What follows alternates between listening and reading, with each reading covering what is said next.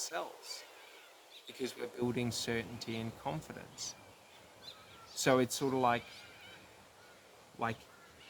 what we're trying to do is artificially, like, so to do it unconsciously is to let the environment condition in these beliefs and these narratives. To do it consciously is to make a choice. So that's all life is. Everyone will tell you how great and difficult and this and that life is. Life is just a bunch of choices. And to understand this is just to understand, do I choose to get out of bed in the morning? Do I choose to spend my life, you know, around people I don't enjoy? Do I choose to be happy in life, or do I choose to be negative and based upon my surroundings? Like, it's all these choices. But then when you take choice into the conscious and you start consciously directing your choice. So for example, I might wake up and feel like shit. In terms of maybe you wake up and you're feeling demotivated, lazy, like down. So you have to make a conscious choice to change that behavior. So until I feel good, I'm going to consciously take actions that make me feel good. And then after a while it won't. So but to understand this is to understand habits. That it's not I do this every time I feel bad. No, I have to every day, day in, day out, for 90 days, commit to doing and believing this every morning. So to do it consciously is just to understand that it's all just about conditioning, and conditioning is just about 90 days straight. So, like, it's all just about at the start, if I want to believe or hold something new or find, self-worth, I have to make a conscious decision that every day for 90 days, this is where my conscious attention goes. So whenever I feel like shit, I put my conscious direction there. Whenever I get a moment, so you can set alarms, you can do whatever you want for it. But throughout the day, I have to take conscious action because it's through conscious action that we are consciously aware of our actions. I don't remember what I do if I don't think about what I'm doing. So, like, if I want to become more confident and certain and improve my self-worth around diet and exercise, I consciously have to become observant of diet and exercise. And then I have to stack up my wins, through action, but also my wins through sort of experience and result. So, you know, if we're dieting and exercising, like a win might just be waking up in the morning feeling good, feeling energized. Like, it doesn't have to be anything, but when I feel negative about myself or I feel temptation, I can then go, but I feel this way in the morning when I wake up, and that's building self-worth. Do you understand? So, like, self-worth is when, let's say we're trying to run a marathon and we've never run a marathon before, but we've run 10k before, and we run 10k quite regularly. Like, when I start to feel exhausted, like I can't go any further, it's like, but I can run 10k. I run 10k every day. I can go further.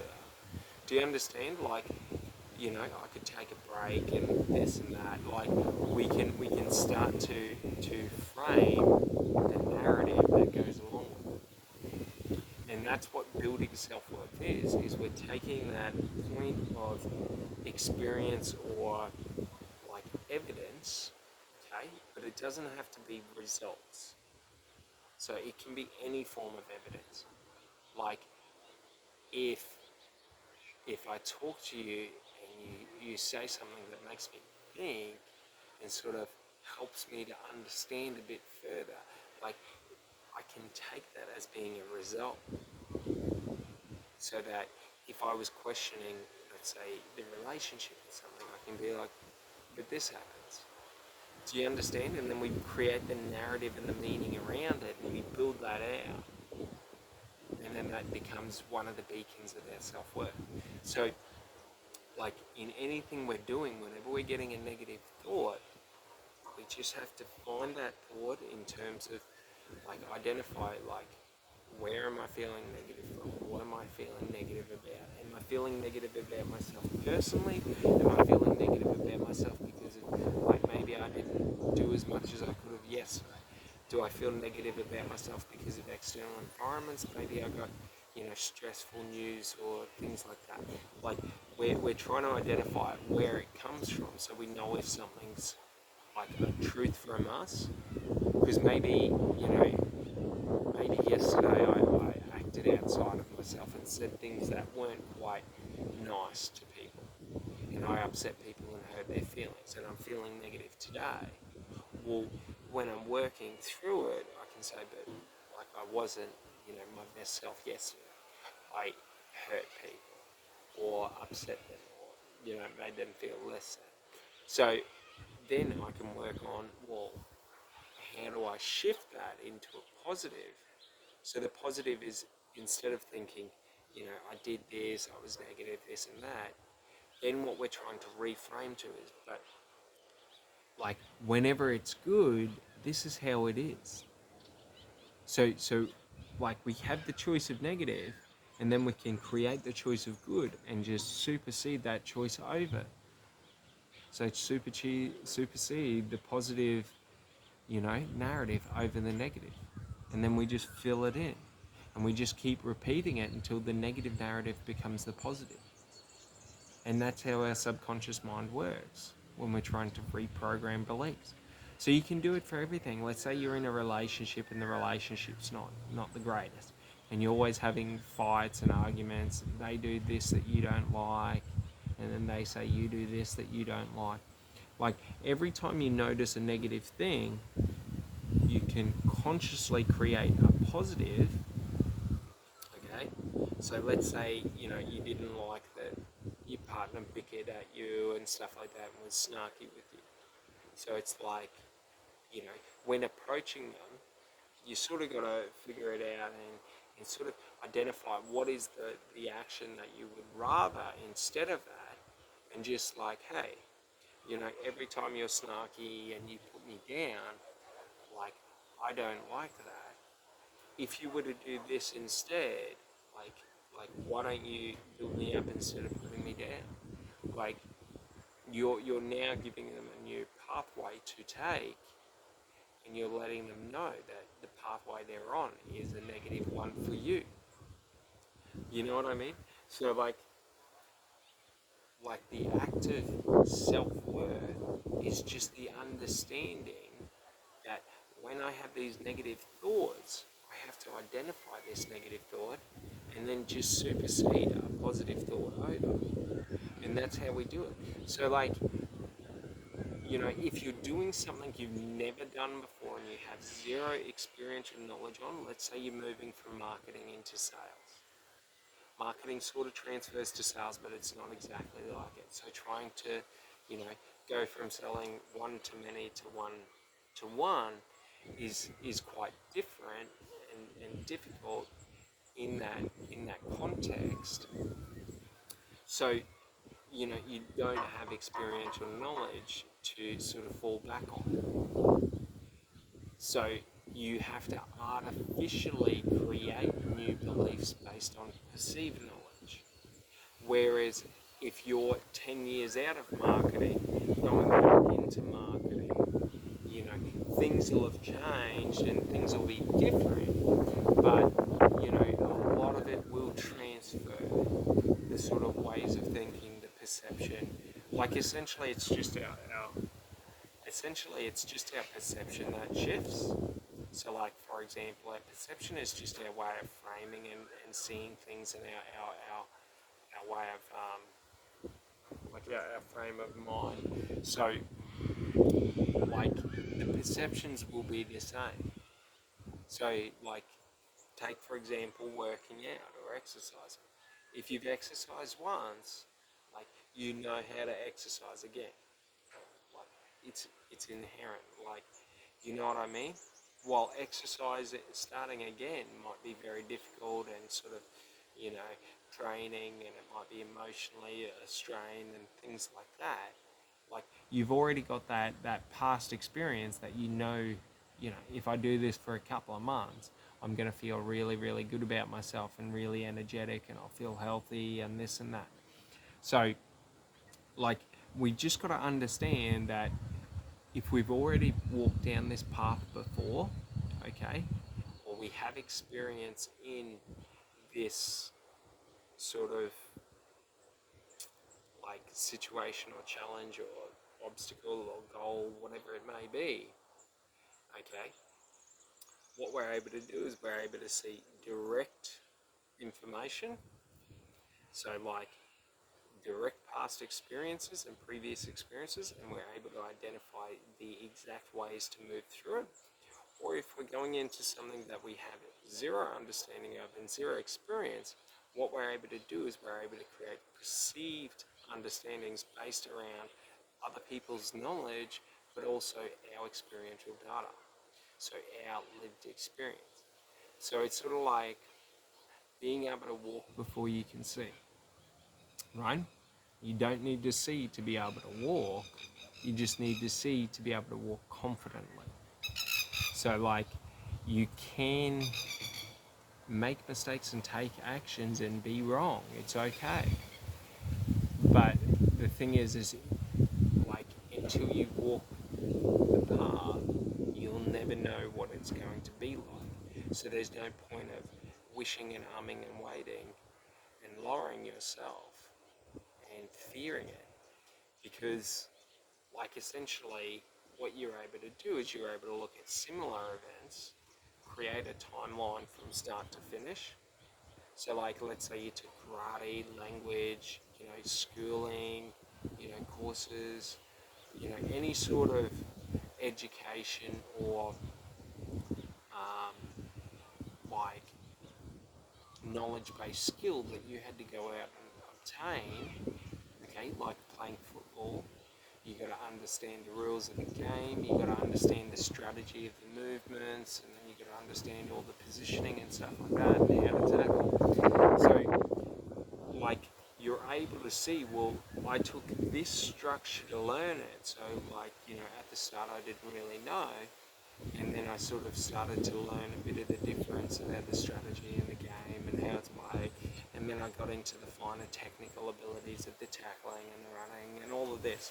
So you're able to say, well, and create this foundation of this base level framework of, well, if I do this with the new sort of challenge, goal, whatever it may be, superseded over it, I now have a rough framework of how to approach it. And that's sort of, that's how we build our self-worth. When we're not doing something that we've done before or are confident, we have to try and find a framework, okay, or a thesis of, I believe X equals, like, X plus Z equals Y, right? And it's it's very important, because this is what helps us to get the certainty to take action and make decisions. For example, if it's the middle of the night and you're lost out in the ocean and you're just sitting there, you've fallen off a boat, there's absolutely no help around you, you've got no lights, you can't contact people, you have no understanding, you have a rough understanding where you are, let's say you're off of 100 k's off of Brisbane. Like, without data, how do you know which way to swim? Like, how do you know which way is the right way to go? You don't. So, like, either you have to wait until you see the sun rise to understand the direction, okay? Or you just have to pick a direction and go with it. Now, you can use logic and things like that, and you can use, like, you know, the boat was traveling this way and roughly, but it's so easy to get confused, and this is how it is when we're trying to do new things. We're trapped in the ocean, we don't know which way is the right way, but we see people swimming in all directions. They're all telling you they're going the right way, but who knows? So the thing we've got to be able to do is we've got to be able to understand, well, like like one in that situation, understanding the people.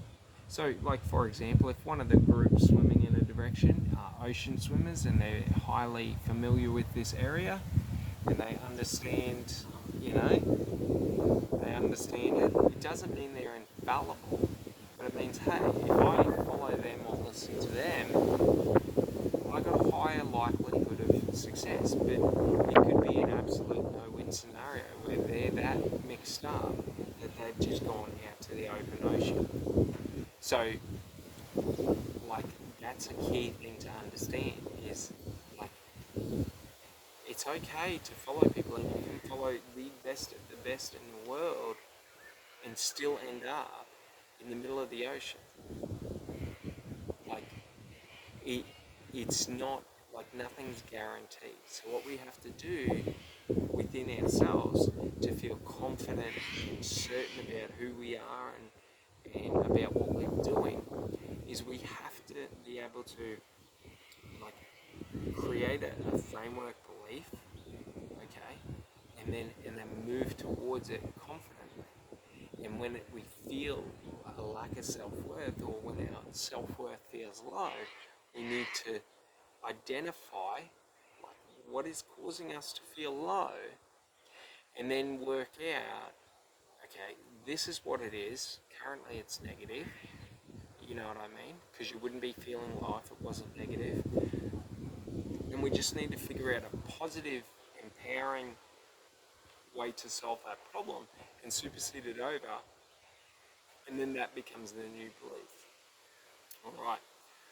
Well, I hope this helps you understand a bit of self-worth and self-value and really get in and lock in that fundamental understanding, because once we understand as an individual, as a person, who am I physically, what is my physical body, who am I mentally, as my, psychological construct, my, subconscious, sort of like matrix, because in the subconscious we're thinking about current feelings, emotions, all of that. We've got all of our information storage.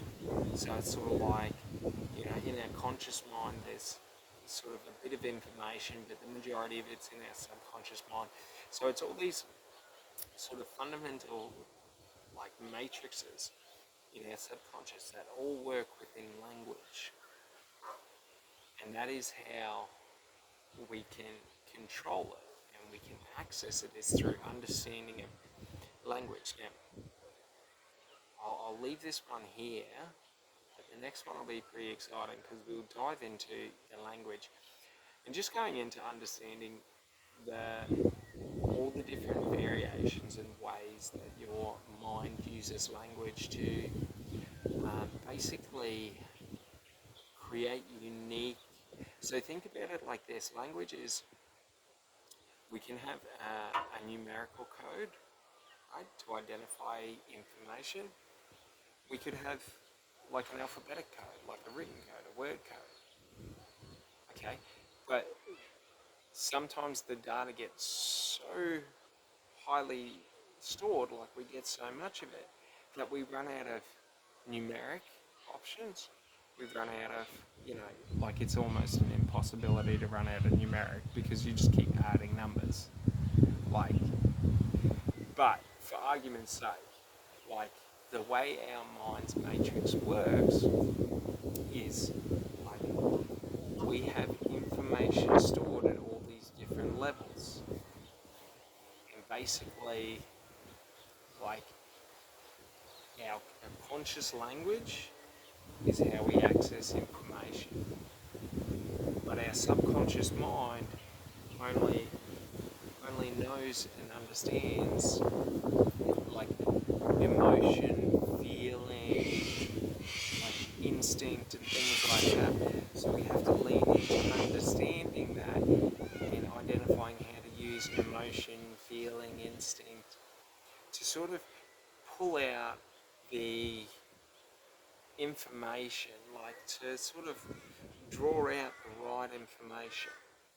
So you got to understand there's all these, and you can practice this within yourself. That's the best part about the human mind is we all are the same. Our minds are all the exact same power.